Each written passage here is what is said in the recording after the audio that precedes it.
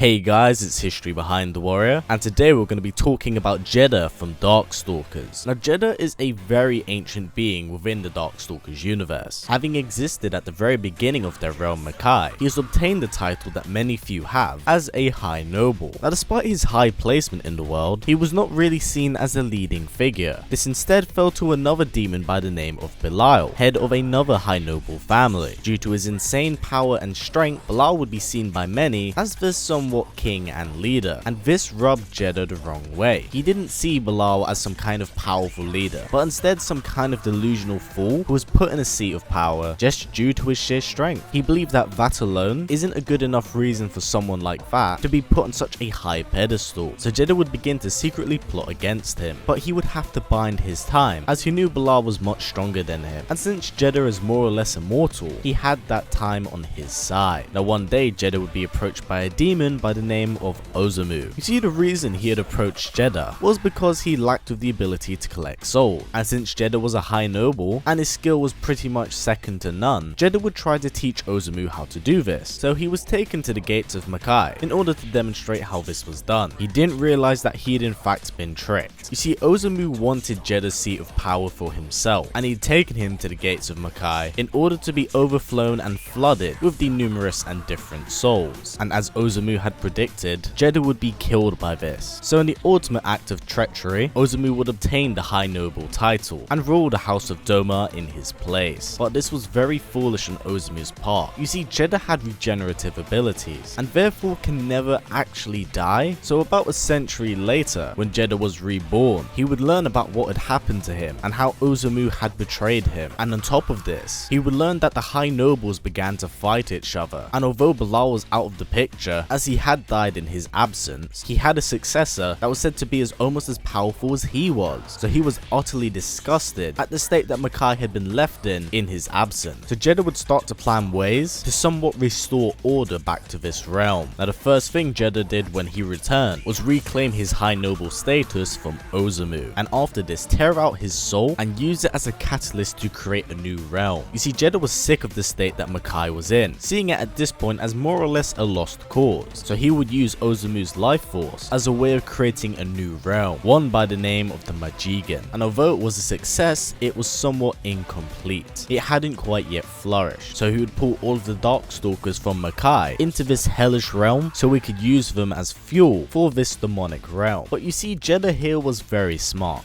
He knew the individuals that existed in Makai and knew that he could most likely take on all of them except one by the name of Morrigan. Knowing that she was the adoptive daughter of Belial, he would take precautions in order to stop her, and he was well aware that when she was a child, her power was split into three different beings, one being herself, the other being Belial, and the other one being cast out and being hidden from the public eye. Now upon Belial's death, this stored away power was never actually given to Morrigan, so Jedah would in fact seek it out and find it for himself, and was extremely shocked to see that this castaway bit of power had some form of sentience and had been watching Morrigan her entire life, understandably becoming quite jealous as Morrigan was someone and this castaway bit of power was nothing. So Jedah would forge this power into a being known as Lilith and pit her against Morrigan as he was attempting to feed the Majigan. But things quickly turned south, as not only was Morrigan able to defeat Lilith but also merge with her, granting her incredible power. So when she went face to face with Jedah, she was able to defeat and destroy him, which more or less eliminated his plan of creating the Majigan realm. So after his death, all the Darkstalkers would return back home to Makai. Now although Jedah may be defeated right now, his ability to resurrect makes his return inevitable. So once again in the future, Morrigan may have to face him once again. But unfortunately, due to Capcom kind of scrapping the whole Darkstalkers universe, we will most likely never see that day actually happen. Now Jedah is a very key part in the third Darkstalkers game, as most character storylines kind of revolve around him. Now I haven't featured quite a bit here outside of Morrigan and Lilith because I personally believe that those videos deserve their own opportunity to shine. So yes, that means that there is a chance that I'll be making more Darkstalker videos in the future, and it seems like you guys are really enjoying this series. So if you guys would like, I'm more than happy to carry this series on, as personally it's very refreshing for me to tackle something quite new and different. Anyway, that's kind of it for now, but before I wrap things up here, here's some fun facts about Jedah. In the very early stages of his creation, he was dubbed to be Belial Jr., but this would later be changed and he would become Jedah. Now Jedah has also been very heavily heavily censored in Marvel vs. Capcom Infinite. You see, Jedah has the ability to more or less like rip himself apart, to do his moves and like certain attacks, and a lot of that has been changed for Marvel vs. Capcom as it's supposed to appeal to a much younger audience, which is why there's a lot of purple splatters here instead of red, as red signifies his blood, and his moveset has been toned down quite a bit. Don't know if any of you guys actually knew that, but yeah, that's it for now guys. Now before this video wraps up, if possible, let's try getting it to about 500 likes. It's a great way of supporting this channel as YouTube's ad system is broken as hell, so by giving it a thumbs up it helps out a ton. And if you'd like to go that extra step, we also have a Patreon set up, so by donating a very small amount you get some extra content on the side. Now as always guys, please comment, like, subscribe and share this video with everyone you know. Please take care and I'll see you all next time.